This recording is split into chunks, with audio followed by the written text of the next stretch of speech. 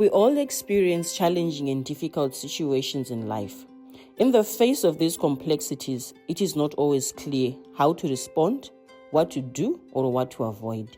It's easy to get stuck in these moments and stop moving forward in life.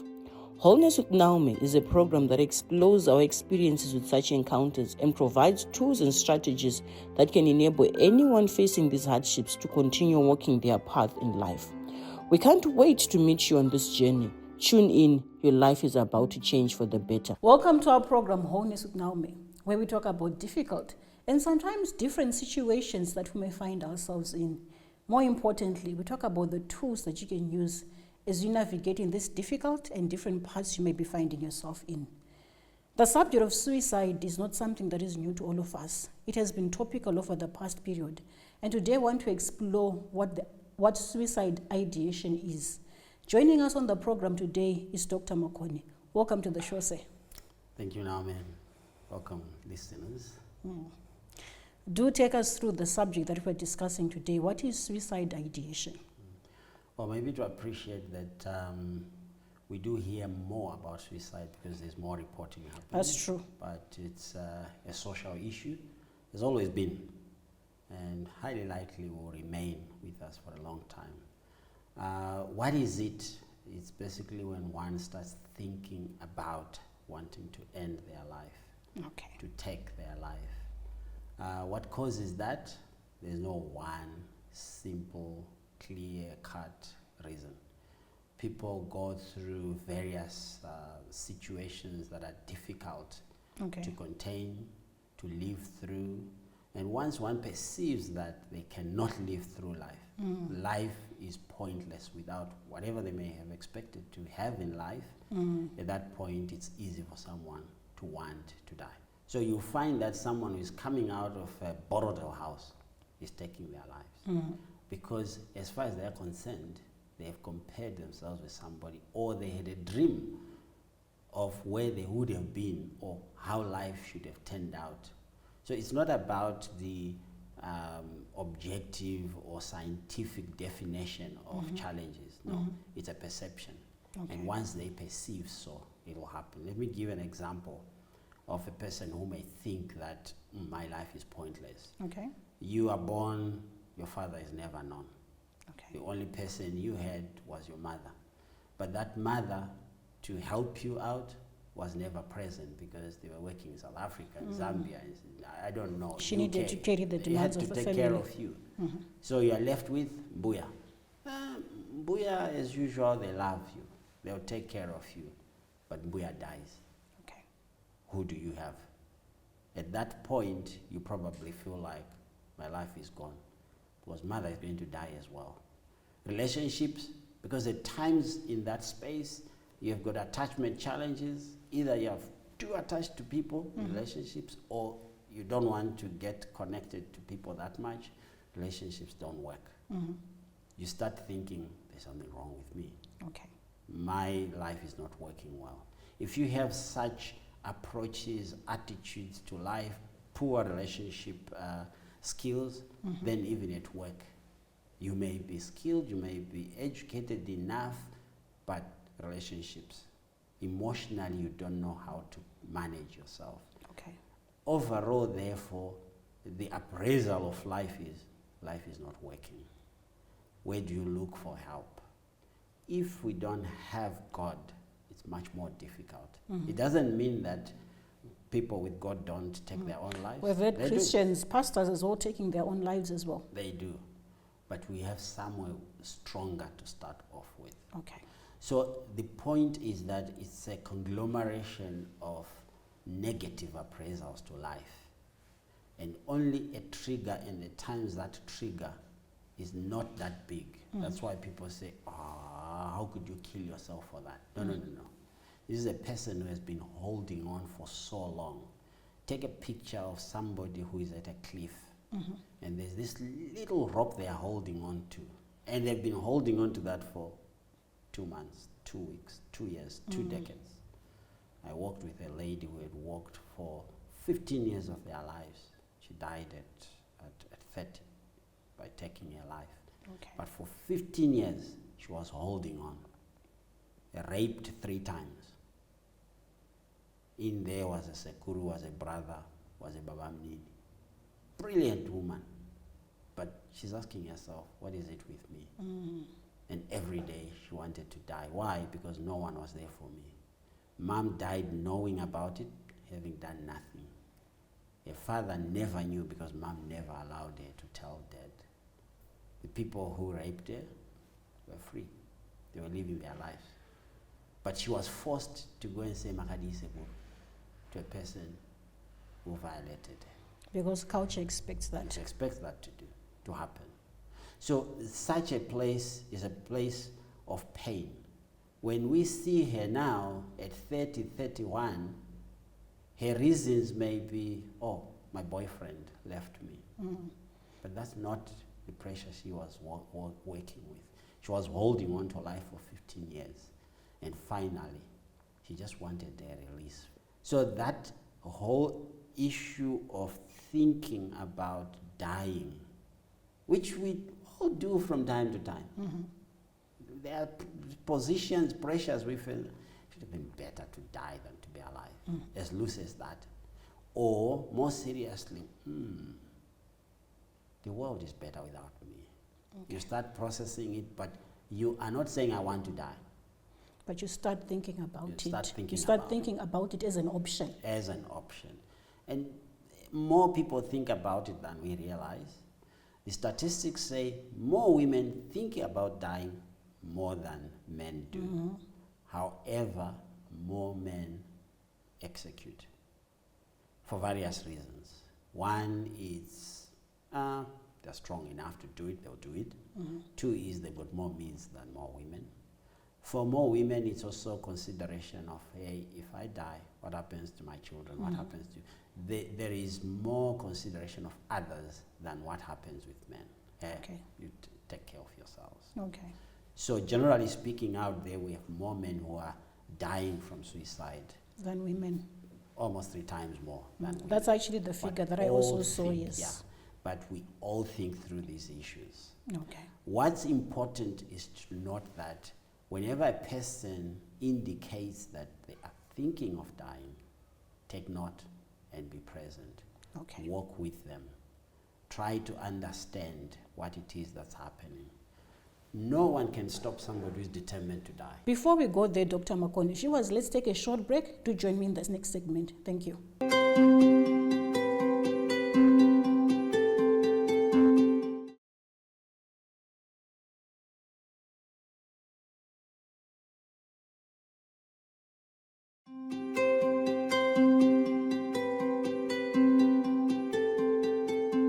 Welcome back, viewers, to our program, Wholeness with Naomi.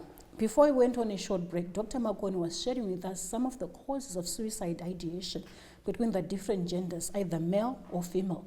And she indicated that for men actually get to commit suicide 3 times more than women. And for most women, it surely ends up in the ideation where they're thinking about it. And some of the supporting factors around women is what actually helps them to be able not to move through the whole process of getting to actually suicide. We want to learn more and understand about this subject such that we are able to work around it together and protect each other such that we don't get to the suicide part. Dr. Makoni, you were sharing about some of the factors that contribute to one thinking about suicide. It's social pressures. At the heart of it is not knowing how to balance the rational over emotional. Okay. So in most instances, taking one's life is an emotional decision. It's an emotional decision. It's an emotional decision. I've not been equipped to process what's happening from a different perspective. The pressure is so that I don't know how to see life differently. Okay. As far as I'm concerned, the terms that come to mind usually is hopeless. I'm helpless. What's the point for life? The world is better without me.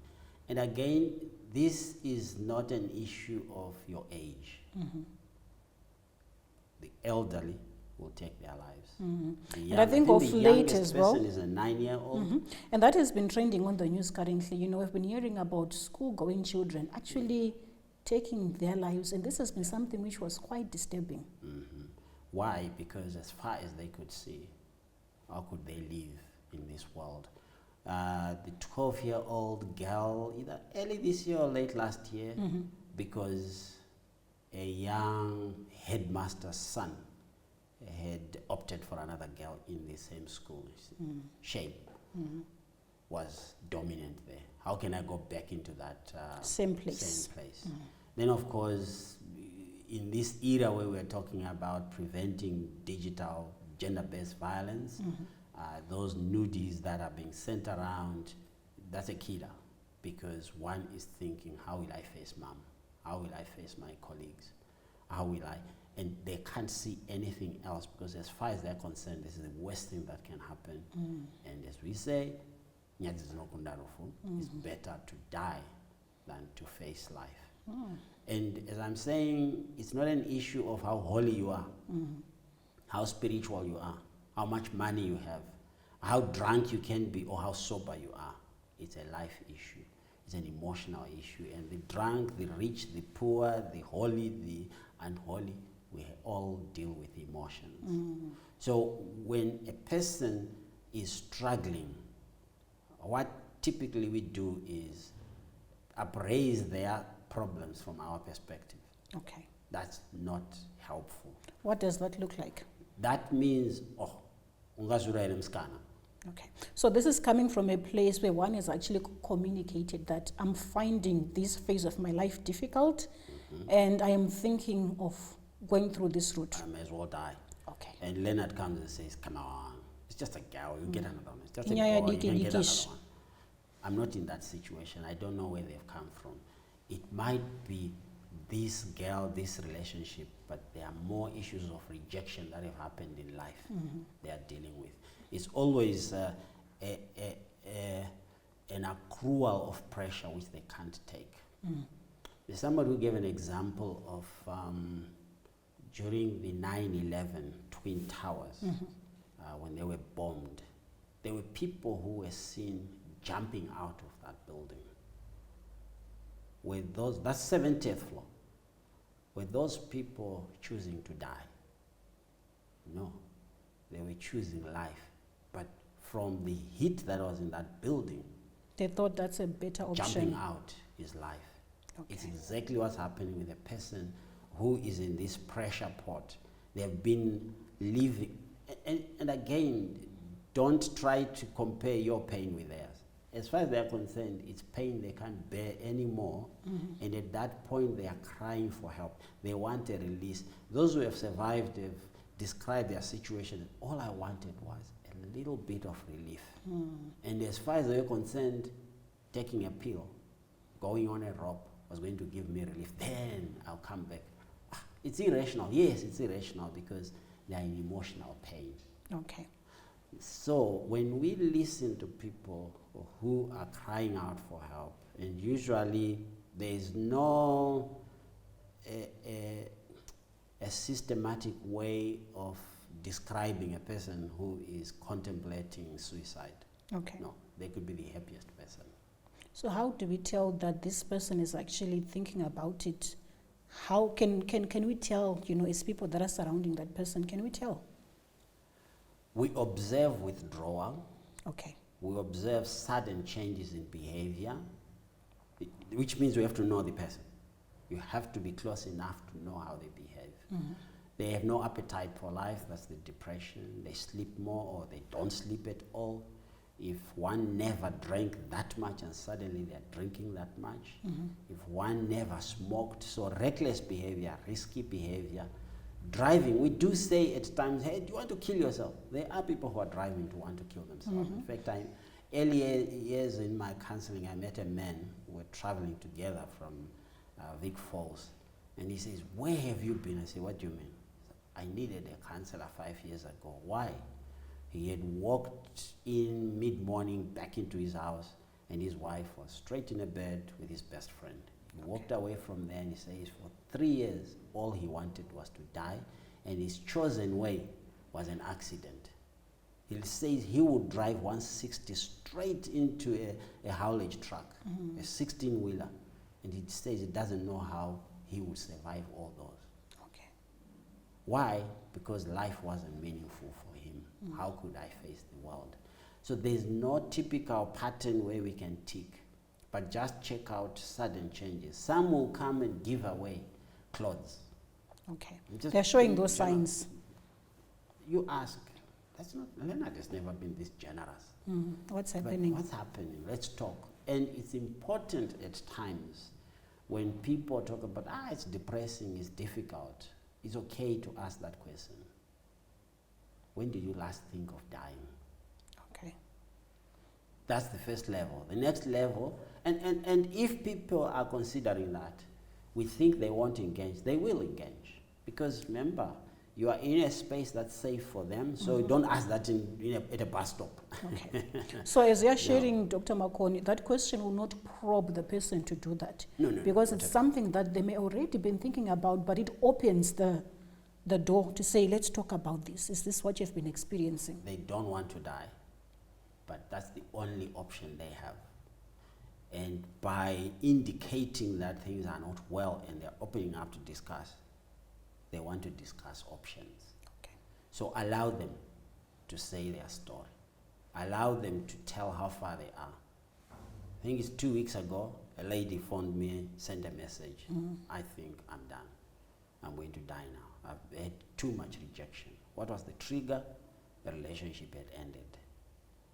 Okay.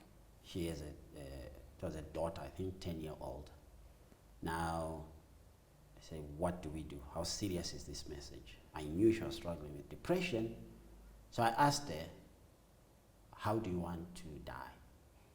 And her answer was, I've already put together my tablets. Okay. And I don't think they're enough, so I've included red poison. Okay. So I the said, plan was already devised. this one is going to do it. I said, okay, can I come and observe? Okay. Literally. She says, yeah, you can come. So it took me an hour to get there, but for sure, she had all those things ready. So this was going to be a case of suicide, but murder as well. Because that child did not choose, was not choosing to die. She was going to put this in some meal by lunchtime. And thank you for intervening as well there. Well, it's really God, because I didn't know what I was going to do when I get there. But allow them to tell. A good hour she was crying. So people are choosing all that they have because we're not giving them safe spaces to share. For those who are on social media, they just disappear. Or the status. A lot is happening on status. What messages That's are true. coming? Listen out to those messages. If you are close friends, then please be available. Just be there. Don't be there to judge them, to tell them what to do. Just be present. What can Just I be do now? present. Sit It with could them. be- yes, it could be, can I give you a cup of water? They'll guide you what they want. But have the time by sitting there and listening, because this person is in a place of loss, so they are grieving. And all they want is to tell their story. So talk to me, I'm here. If talking is silence, be comfortable with that silence. With that silence. Because people are different. That's a beginning. If they engage you in that way, and they're not reaching out for a gun, they're not reaching out for poison, we have a way to move forward. Allow that to keep unfolding. Now, what we need to know as well is if there's been ideation which is threatening from time to time, we need to inform next of kin, closest to that person. Closest in terms of proximity, not relational. Okay.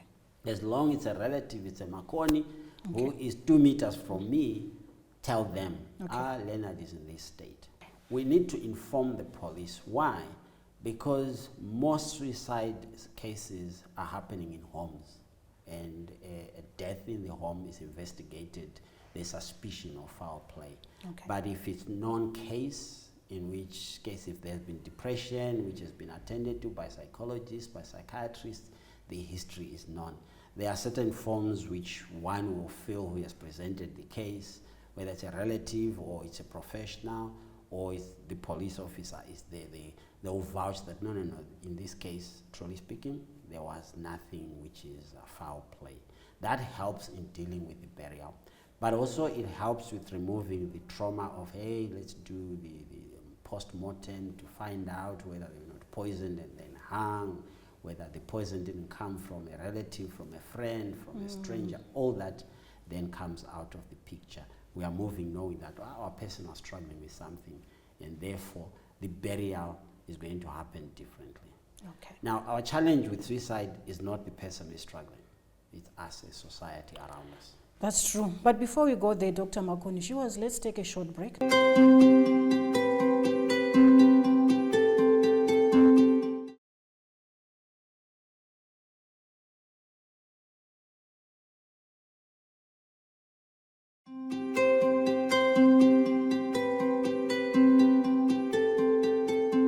Welcome back, Joas, to our program, Wholeness with Naomi. Before we went on a short break, Dr. Makoni was sharing with us the need to care for each other as humans, where you take a moment to see, how is my brother doing? This behavior that they're showing, is it normal? Is it okay? Or is it actually a cry for help? And being able to come to a place where we sit and we talk, what's going on? How can I help you? Even if that means just sitting and being comfortable in silence with that person, that is okay, but you're showing that I am here and I'm here to support you. Dr. Makoni, there are people that are also, struggling right now as we are having this program. And they're also contemplating, the ideation is there, they're contemplating suicide. Are there any ways that one is able to find help such that they don't proceed? Or even just coming to that place where they take that as an option? Okay. Remember, it's a graduated process to a place where one executes. As I said, everyone thinks about it from time to time, more or less. We may not agree, but we go through that. Then comes a place where we start toying, flirting with death. Really, it's attractive now. It goes to a place now we threaten, into a place where we attempt. It's moving in a sequence. It may come back, but usually those phases will happen until one then executes. So if we are working with someone, we need to be seeing whether they are getting deeper into threatening or they are just, jokingly, but they are serious about it, they're thinking about it. That's us who are supporting. For the person, remember, especially if they are threatening, when they are coming to attempting, life has ended already for them. There is no other way out of this situation but to die. The only peace I find is when I'm dead. The only peace the world will find is when I am dead. The only help I can have is death. It's irrational? Yes, that's where they are at. It's not different from a person who will shoot somebody, who will kill somebody because they are angry. Because for them, they have no control over that anger. And in this case, they have no other control of dealing with the pain they are struggling with, but let me remove my body from this painful situation. Okay. That's very important. Now, what do we do to help them? As a counselor, I have a limitation. A person who is threatened, like the one I said I had to go to the house, my next call is hospitalization. Okay.